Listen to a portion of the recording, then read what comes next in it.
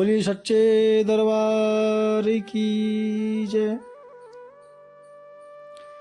दधानां करपद्माभ्याम् अक्षमालां कमण्डलुं देवी प्रसीदतु मह्यं ब्रह्मचारिण्यरुत्तमा।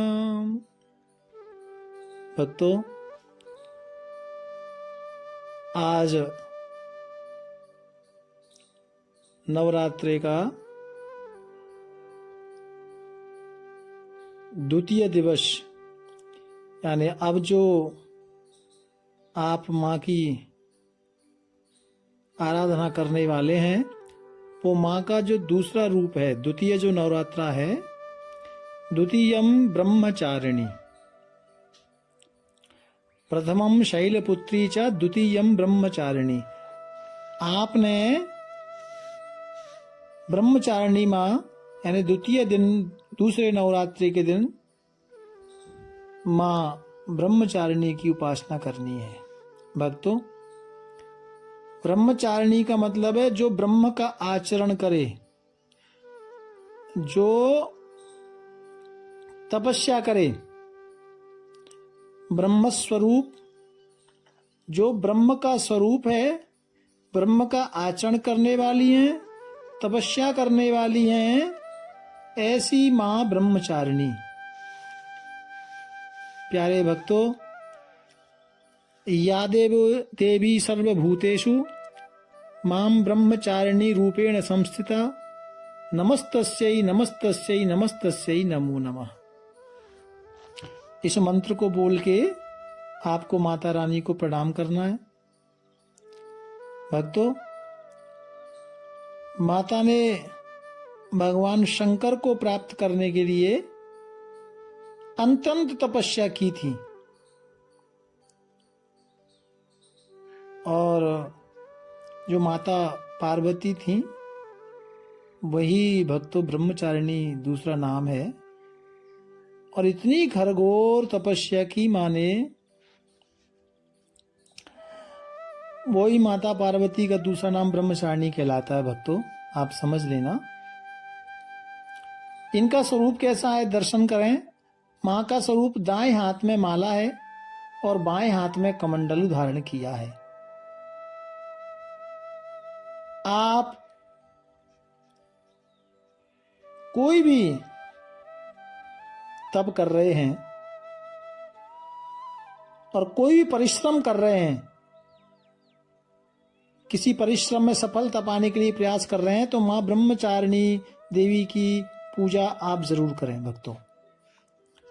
और जिनकी जो बेटियां हैं उनकी कुंडली में यदि कोई मंगल का ग्रह दोष है, उस दोष को समाप्त करने का, यानी उस दोष से जो समस्या आ रही है उस समस्या को समाप्त करने के लिए माता ब्रह्मचारिणी की पूजा जरूर करें।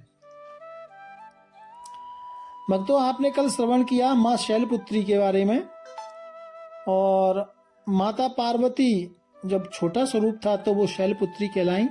थोड़ा बड़ी हुई हेमावती, तपस्या हेमावती भी नाम पड़ा था भक्तों। और नारद जी के कहने से फिर जब तप किया वही ब्रह्मचारिणी मां कहलाई है। भक्तों, मैं आपको ये सूक्ष्म बता रहा हूं। शंकर जी को पति रूप में प्राप्त करने के लिए माता ने घनघोर तपस्या की, घनघोर तपस्या की। उसी से माता का नाम ब्रह्मचारिणी पड़ गया। और इतनी 1000 वर्षों तक तो केवल मां ने फल खाए, और कई वर्षों तक जल पिया, कई वर्षों तक उपवास किया, और कई वर्षों तक भक्तों सूखे पत्तों का सेवन किया। इसलिए एक ये माँ का नाम अपर्णा भी पड़ा, सूखे पत्तों का। और कई वर्षों तक माँ ने निर्जल यानी बिना पानी, जल भी ग्रहण नहीं किया, तपस्या की थी। सभी देवी देवता माँ ब्रह्मचारिणी की तपस्या देखकर चकित हो रहे थे। सबने स्तुति की, और माँ की इतनी कठिन तपस्या देवता कहने लगे हमने आज तक इतनी तपस्या न की है न किसी को देखा है। और माँ को कहा आप हम ये आपको आशीर्वाद देते हैं या ये ठाकुर से प्रार्थना करते हैं कि आपकी मनोकामना पूर्ण होगी। भगवान शिव ही आपको वरण करेंगे।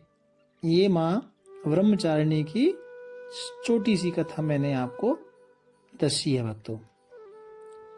तब से माँ का जो दूसरा रूप है वो ब्रह्मचारिणी कहलाता है। ये स्वादिष्ठान चक्र की मालिक हैं भक्तों।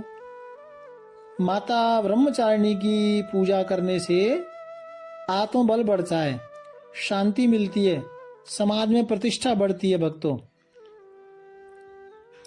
और मैं आपको बताऊं कि आपको जो भोग लगाना है माता ब्रह्मचारिणी का द्वितीय दिन, दूसरे दिन नवरात्रि को, वो शक्कर या खीर का भोग लगाएं, खासकर शक्कर का भोग लगाएं भक्तों, है ना। और सफेद पुष्प या सफेद चंदन का दान करें, अर्पित करें माँ को। जब आप पूजा करें तो अपने सिर के ऊपर पीला या सफेद रंग का कोई रुमाल हैंकी ऊपर रखें। और जो आपको माँ का मंत्र जाप करना है भक्तों, वो है ओम ऐं ब्रह्मचारिणे नमः। इस मंत्र का आपने जाप करना है 11 बार, 21 बार, 108 बार, आपकी जितनी इच्छा हो, श्रद्धा हो। और भक्तों, आज के दिन के लिए मैं आपको विशेष एक बस बता रहा हूँ बात। चांदी की वस्तु अपने जो आपने घर में माता रानी पधराई है, वहाँ चांदी की वस्तु माता को अर्पण करें, बाद में आप उसे धारण कर लेना।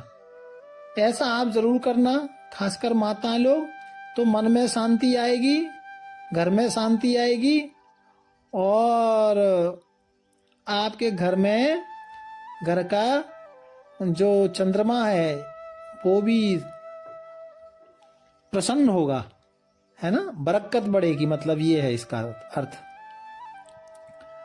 और प्यारे भक्तों, कोई शिक्षा के लिए कुछ करना चाहता है तो आज के दिन माता रानी को सफेद रंग के पुष्प जरूर अर्पण करें। ये मैंने कुछ आपको उपाय बताए हैं और माँ का मंत्र मैंने आपको बताया है। और माँ ब्रह्मचारिणी के श्री चरणों में प्रणाम करते हुए वाणी को विराम देता हूँ। जय माता दी।